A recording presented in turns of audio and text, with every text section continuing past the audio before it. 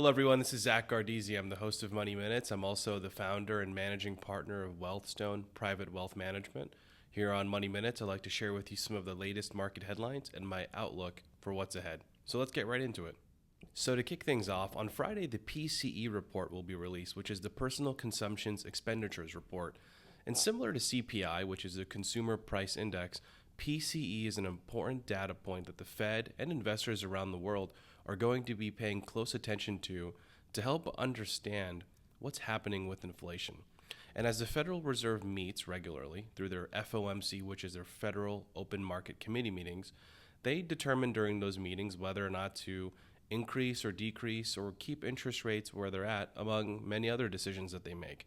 Now, PCE is an important part of that meeting because it's just one data point, really an important one, because the reason why PCE is the Fed's preferred gauge of inflation is because it's really more comprehensive than the CPI report.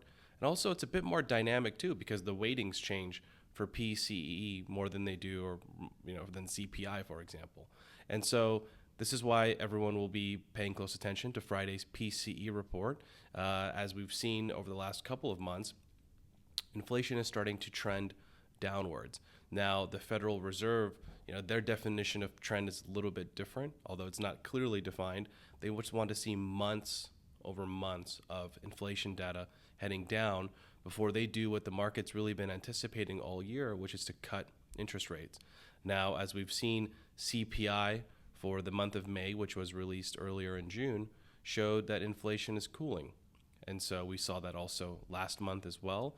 We've seen some interesting labor market data that's at least giving us some indication of the labor market is cooling. So if we get a really good PCE report showing inflation is heading down, which is what's expected, then this could increase the odds of a September rate cut even more than they're at right now. Last I checked, according to the CME Fed Data Watch tool, the odds of a September rate cut are at about 59%.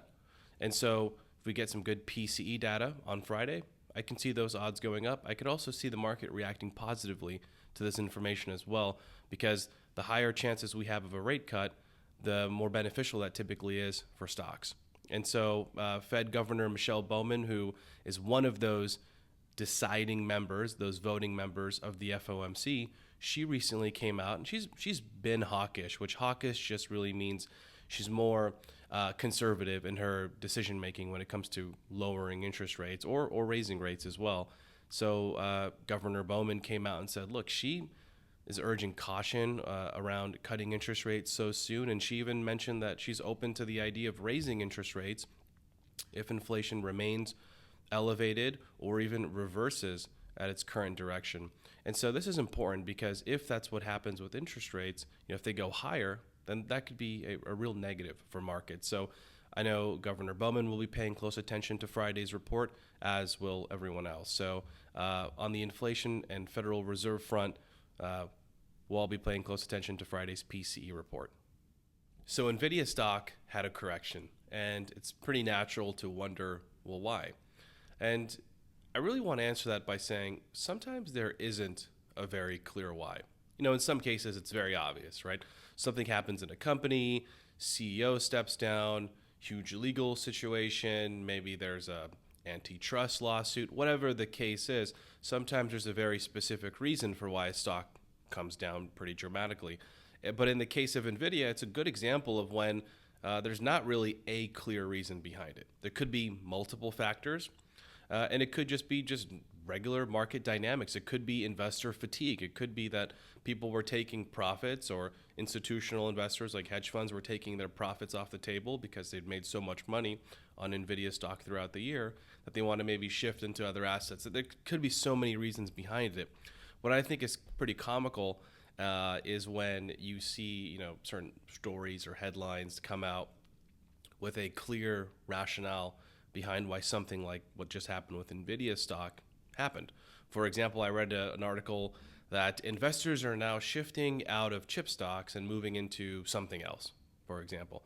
And it's like, okay, well, NVIDIA stock went back up today. Not as much as it went down, but it certainly went back up. I think last I checked over 5 or 6% for the day, crawling itself out of correction. So does that mean we should create a headline where investors have now shifted back into chip stocks? I mean, I think sometimes maybe headlines are made just to create space. I'm not really sure, but there wasn't really a clear reason for why NVIDIA corrected. But if we look at some of the catalysts behind the stock, which is why I think this was more of a buying opportunity than anything else, if we look at some of the catalysts, for example, last week, Elon Musk's XAI announced that they have an order out for NVIDIA chips to help build out their generative AI platform. NVIDIA will work with Dell on this project, so that's pretty big news for all companies involved. Additionally, as we've been waiting for the NVIDIA Blackwell chips to release, NVIDIA recently talked about releasing a new generation of chips, not before the Blackwell chips, but the next lineup of chips called Rubin. And so you're seeing some of this news come out from NVIDIA. They had an amazing earnings report. I think something to pay very close attention to, which will affect, in my opinion, NVIDIA and really all major chip stocks, is Micron's earnings, which will be tomorrow on the 26th of June. And so Micron is one of the best memory manufacturers. So memory is needed for generative AI, especially high-speed memory. And so the expectations around Micron stock are that they're going to have a good earnings report, but we'll see. And if they do have a good earnings report, I could see that further increasing the gains in the chip stocks. And so, again, I caution investors from following too closely to headlines or an immediate sort of snap reaction to why something happened. Sometimes there's not a very clear reason. The market, if it was predictable, I think the market would actually be broken. And so NVIDIA stock went down. Yep, it had a correction, but it's starting to bounce back up. And I think the momentum behind it is very strong. And so that concludes this week's episode of Money Minutes. Thank you so much for tuning in, and I hope to see you all again next week.